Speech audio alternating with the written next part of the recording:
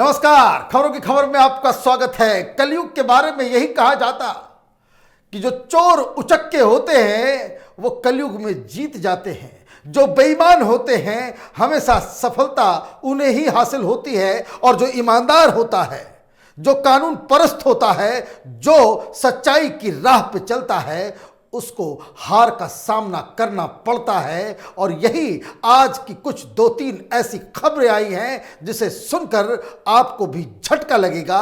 सबसे बड़ी खबर महाराष्ट्र से ये आ रही है कि अघाड़ी सरकार की नींदें उड़ाने वाला एनसीबी का जोनल डायरेक्टर समीर वानखेड़े ने अपने हथियार डाल दिए हैं। 31 दिसंबर तक वो जोनल डायरेक्टर एनसीबी में काम करते रहेंगे।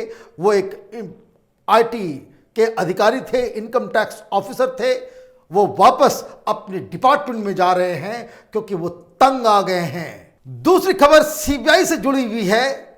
वो वसूली कांड यानी अनिल देशमुख के खिलाफ ये जो इन्वेस्टिगेशन चल रहा है, ये जो जांच हो रही है, उस दौरान सीबीआई को अपने ही अधिकारियों के खिलाफ चार्जशीट दायर करना पड़ा है, क्योंकि ये लोग सीबीआई के अंदर से ही उन्हें इंफॉर्मेशन दे रहे थे, झूठे सच्चे कागजात दे रहे थे। और इसको लेकर के एक पूरी डिटेल मैं आपको बताऊंगा। आप भी दंग रह जाएंगे कि हमारे सिस्टम के अंदर कहां कहां ये जयचंद और मीर जाफर घुसे पड़े हुए हैं। लेकिन पहले सबसे बड़ी खबर जो महाराष्ट्र से आज आई है, वो आई है नवाब मलिक को लेकर। नवाब मलिक के खिलाफ क्रिमिनल डिफेमेशन केस डाला गया है। ये समीर वानखेड़े की सिस्टर यास्मीन वानखेड़े ने दायर किया है, और नवाब मलिक के खिलाफ अनर्गल आरोप लगाना और उन्हें हैरास करना, उन्हें पीछा करने जैसे आरोपों के तहत उनके खिलाफ क्रिमिनल आपराधिक मानहानि का दावा किया गया है। क्या खबर आ रही है? यास्मीन वानखेड़े ने महाराष्ट्र के मंत्री और राष्ट्रवादी कांग्रेस पार्टी नेता नवाब मलिक के खिलाफ उन पर निराधार और अपमानजनक आरोप लगाने के लिए आपराधिक मानहानि और उनका पीछा करने की शिकायत दर्ज कराई। अंधेरी मेट्रोपॉलिटन मजिस्ट्रेट की अदालत के समक्ष दायर आपराधिक शिकायत में मलिक के खिलाफ आईपीसी की धारा 354D मतलब पीछा करना, 499 मानहानि और 509 महिला की लज्जा का अनादर करने के इरादे से शब्द या इशारा करने के तहत कार्रवाई की मांग की गई है। ये मसला गंभीर होता चला जा रहा है। नवाब मलिक कुछ दिन पहले ही इन्होंने कोर्ट के अंदर मुंबई हाई कोर्ट में बिना किसी कंडीशन के इन्होंने माफी मांगी थी समीर वानखेड़े के परिवार से। हाई कोर्ट ने साफ साफ कह दिया है कि 4 महीने के बाद आपकी इस केस की सुनवाई होगी, और तब तक नवाब मलिक, समीर वानखेड़े, उनके सिस्टर, उनके परिवार, उनके पिता या उनसे जुड़े हुए किसी भी शख्स के ऊपर, इस मसले के ऊपर कोई कमेंटबाजी नहीं करेंगे। और फिर भी नवाब मलिक ने कमेंट किया, जिसके बाद वापस समीर वानखेड़े के पिता ने हाईकोर्ट का दरवाजा खटखटाया था, तो उन्हें माफ़ी मांगनी पड़ी थी। उन्होंने अनकंडीशनल अपोलॉजी दिया था और उसके बाद से ये मसला शांत हुआ। लेकिन अब एक नया पचड़ा शुरू हो गया है। यास्मीन वानखेड़े जो समीर वानखेड़े की सिस्टर है, आपको याद होगा कि नवाब मलिक ने कई सारे आरोप लगाए थे कि वो अपराधियों को, आरोपियों के साथ मिलकर के वसूली के काम में लगी हुई है। अलग अलग नाम से यास्मीन को जोड़ा जा रहा था, डॉन बताया जा रहा था, डॉन लेडी बताया जा रहा था, पता नहीं कौन कौन से आरोप लगाए जा रहे थे। और इसके खिलाफ यास्मीन वानखेड़े जो स्वयं एक वकील हैं, उन्होंने ये क्रिमिनल डिफेमेशन और पीछा करना और महिला की मॉडेस्टी के खिलाफ ये जो 509 का जो धारा लगाया गया है, इसके तहत कार्रवाई की मांग की है। तो मतलब ये नवाब मलिक एक नई मुसीबत में फंस गए हैं। लेकिन कहानी यहीं पे खत्म नहीं हो रही। ये सारी चीजें जो हो रही थी, जो समीर वानखेड़े के परिवार के खिलाफ एक मुहिम छोड़ दिया गया था, बस इसलिए कि समीर वानखेड़े ने सुशांत सिंह राजपूत के केस में जो एनसीबी की तरफ से उन्होंने जांच की थी, उसमें नवाब मलिक के दामाद को जेल में डाला था। 8 महीने जेल में रहने के बाद उन्हें जमानत दी गई। जमानत से वो बाहर निकलते हैं, शाहरुख खान के बेटे का केस आता है और नवाब मलिक अपने मंत्री पद की गरिमा को ताक पे रख के उन्होंने एक के बाद एक प्रेस कॉन्फ्रेंसेस करना शुरू कर दिया था और पता नहीं कौन कौन से गड़े हुए मुर्दों को उठाया। ये नवाब मलिक वही है जिन्होंने सबसे पहले ये कहना शुरू किया था कि शाहरुख खान एक मुसलमान है, इसलिए मोदी की एनसीबी उसके पीछे पड़ गई है। और बाद में अपने ही आर्गुमेंट को, इसको कह सकते हैं कि निगेट करते हुए, इन्होंने ये कह दिया भाई सब जो एक्शन ले रहा है वो भी मुसलमान है। समीर मलिक के ऊपर, समीर वानखेड़े के ऊपर आपने ये आरोप लगा दिया कि इसने धर्म का गफलाबाजी किया है, इसने धर्म बदलकर कास्ट सर्टिफिकेट बनाया, ये वैसे मुसलमान है लेकिन खुद को ये दलित बता करके इसने नौकरी पाई है, यूपीएससी का एग्जाम क्लियर किया है। तो ये सारी चीजें एक साथ कई सारे आरोप आपने लगाए और एक तरीके से तंग कर दिया। समीर वानखेड़े कितनी का शर्ट पहनते हैं, समीर वानखेड़े कितनी का बेल्ट है, कितनी का जूता है, वो सारी चीजें और पता नहीं उनके परिवार के बारे में क्या क्या नहीं इन्होंने प्रेस कॉन्फ्रेंस में किया। तो एक ईमानदार व्यक्ति वो क्या करेगा, वो थक गया, हार गया। सितंबर में इनका टेन्योर पूरा हो रहा था, 4 महीने बढ़ाया गया कि जब तक ये केस चल रहा है आप एक अच्छा काम कर रहे हैं, पता नहीं कोई दूसरा अधिकारी आए वो क्या करे नहीं करे।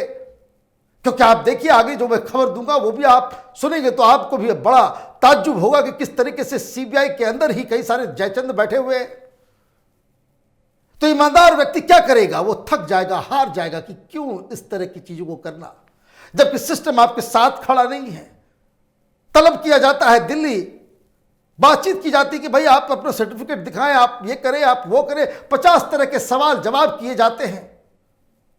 पॉलिटिशियंस और वो खास करके इस तरह के मंत्री नवाब मलिक जैसे, जिनके खिलाफ मुख्यमंत्री भी कुछ नहीं बोल सकते, शरद पवार भी कुछ नहीं बोल सकते। शरद पवार के बयान से पहले एनसीपी की तरफ से ये बयान देने वाले इतने पावरफुल लीडर के खिलाफ जब आप इस तरह का एक्शन लेते हैं और जब वो तंग करना शुरू कर देता है, ये खुल्लम खुल्ला कहता है कि उसको जेल भिजवा दिया जाएगा, नौकरी छीन ली जाएगी, ओपनली एक मंत्री इस बात को कहता है, तो ईमानदार व्यक्ति कब तक कैसे क्या लड़ेगा। परिवार की इज्जत को बचाना होता है, अपनी भी इज्जत को बचाना होता है। सिस्टर के ऊपर भी हमला हो रहा है, पिता के ऊपर भी हमला हो रहा है। तो 31 दिसंबर तक उनका टेन्योर था। अब समीर वानखेड़े ने यह फैसला किया है कि अब वो नहीं चाहते कि वो एनसीबी में रहें।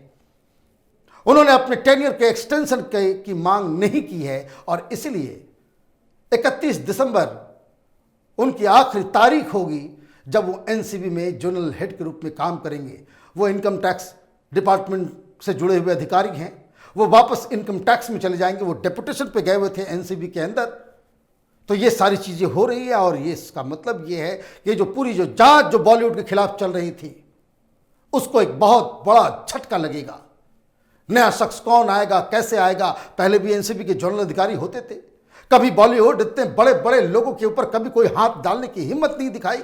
इसने हिम्मत दिखाई तो इस तरह से जलील किया गया कि अब उनको लगता है कि सुकून से इनकम टैक्स डिपार्टमेंट में ही नौकरी करना बेहतर है। इन लोगों के पचड़ में फंस के क्यों अपनी सुकून को, अपनी इज्जत को, अपने परिवार के लोगों को खतरे में डाला जाए। और इसलिए कई सारे लोग जो ये इंतजार कर रहे थे कि बॉलीवुड, करण जौहर की पार्टी, शाहरुख खान के बेटे का केस, सुशांत सिंह राजपूत के केस, इसमें कई सारे बॉलीवुड के लोगों के गर्दन को नापा जाएगा एनसीबी के द्वारा। अब समीर वानखेड़े के जाते ही ये सारे केसेस बिल्कुल सो कह सकते हैं कि डीप फ्रीज में डाल दिया जाएगा। ये फाइलें इनके ऊपर धूल पड़ती रहेंगी, कोई इसकी कोई जांच नहीं होगी। और ये आप देखिए कि क्यों सिस्टम से व्यक्ति हार जाता है। सीबीआई ने अपने ही एक सब इंस्पेक्टर जिसका नाम है अभिषेक तिवारी, उसके खिलाफ चार्जशीट दायर की है। क्यों दायर की है? तो मालूम चल रहा है कि यह शख्स सीबीआई में काम कर रहा था, इस केस में भी जुड़ा हुआ था शायद, और वो जो अंदर के जो कागजात होते थे, सीबीआई के अंदर क्या चल रहा है, क्या प्लान हो रहा है, वो अनिल देशमुख को सप्लाई कर दिया करता था। सारी जानकारियां वो दे दिया करता था। पुलिस क्या करना, सीबीआई क्या करना चाह रही है, क्या इन्वेस्टिगेशन का रुख है, क्या है नहीं है, और उसके खिलाफ वो चला जाता था, वो बता दिया करता था। और हद तो तब हो गई कि एक प्रिलिमिनरी रिपोर्ट वो इसने वकील को दे दिया, अनिल देशमुख के वकील को। अनिल देशमुख के वकील ने उसको क्या दिया, तो कोई आईफोन, कोई महंगा आईफोन था, उसको वो उसके अवैध में वो जो है वो कागजात को उसने दे दिया। उस कागजात को कोर्ट में भी पेश कर दिया गया। भाई सीबीआई से हमारे पास ये जानकारी मिली है कि प्रिलिमिनरी रिपोर्ट में ये कहा गया है कि अनिल देशमुख के खिलाफ जो आरोप लग रहे हैं उसका कोई आधार नहीं है, सारे आरोप जो है निराधार हैं। जो परमवीर सिंह जो कह रहे हैं उसमें कोई दम नहीं है, कोई सबूत नहीं है, कोई चीज इसमें नहीं है। अब ये सारी चीजें हुई तो सीबीआई ने जानना पहचानना शुरू किया कि भाई आखिर ये कौन है इनके साथ जो मीर जाफर की तरह गद्दारी कर रहा है। तो ये अभिषेक तिवारी का नाम सामने आया, उसके खिलाफ एक्शन लिया गया, वो चार्जशीट में डाला गया। हकीकत क्या है? हकीकत बिल्कुल ही साफ है। पिछले कई सप्ताह से अनिल देशमुख जेल के अंदर है। सारी कंपनियां, जो फर्जी कंपनियां वो देश में चला रहे थे, जिसमें इस ब्लैक मनी को व्हाइट करने का धंधा चल रहा था, मनी लॉन्ड्रिंग का धंधा चल रहा था, एनजीओ के जरिए पैसे को, ब्लैक को व्हाइट करने का जो पूरा प्रक्रिया, पूरा प्रकल्प जो ये चला रहे थे, ये सब दुनिया के सामने आ गया है। वसूली कांड में किन लोगों ने पैसे दिए, किन लोगों ने पैसे लिए, पैसा कहां पहुंचाया गया, पूरा का लीकेज सामने आ गया है। यहां तक कि कोर्ट ने भी ये कह दिया है कि ये जो अनिल देशमुख के जो दोनों सहयोगी हैं, वो प्रामा फेसी वो देख के ही लग रहा है कि इन्होंने पैसे लिए होंगे। तो सच को झूठ साबित करने में किस हिसाब से अघाड़ी सरकार के लोग, ये गृह मंत्री हैं, नवाब मलिक बड़े मंत्री हैं, ये मंत्री इसलिए बने थे कि यहां पे आप कानून को ताक पे रख दें, जो लोक लज्जा है उसको भी ताक पे रख दें। और ये सारे केसेस हो रहे हैं और मुख्यमंत्री इनके समर्थन में खड़े हैं, शरद पवार इनके समर्थन में खड़े हैं। आप ये कहते हैं कि भाई महाराष्ट्र को बदनाम करने के लिए ये सारी चीजें सेंट्रल एजेंसियां भारतीय जनता पार्टी और केंद्र की सरकार के इशारे पे कर रही है। महाराष्ट्र की इज्जत तब बढ़ती जब हर मंत्री ईमानदार होता। महाराष्ट्र की इज्जत तब बढ़ती जब ड्रग्स लेने वाले बॉलीवुड के बड़े बड़े सितारों के ऊपर कार्रवाई होती।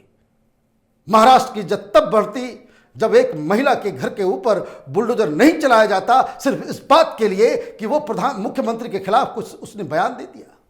महाराष्ट्र की इज्जत तब बढ़ती कि जब आप सत्तारूढ़ पार्टियों के खिलाफ अगर कुछ ट्वीट करते हैं तो गुंडों की तरह उनके पास लोगों को भेज के उसकी पिटाई नहीं करवाते, ये भूल जाते कि कोई सर्विसेज में था, कोई सेना का अधिकारी था। तो कई सारे सवाल जवाब हैं। लेकिन आज जो खबर आई है कि वानखेड़े का एनसीबी से जाना, सीबीआई के अंदर एक मीर जाफर का पकड़ा जाना, यह शर्मनाक है। लेकिन दाद देनी पड़ेगी वानखेड़े परिवार को कि जो अब भी एक पावरफुल मंत्री के खिलाफ अपनी लड़ाई, अपना संघर्ष वो जारी रखे हुए हैं। आप देखते रहिए कैपिटल टीवी। हमारे वीडियो को लाइक कीजिए, शेयर कीजिए और हमारे चैनल को सब्सक्राइब कीजिए। धन्यवाद।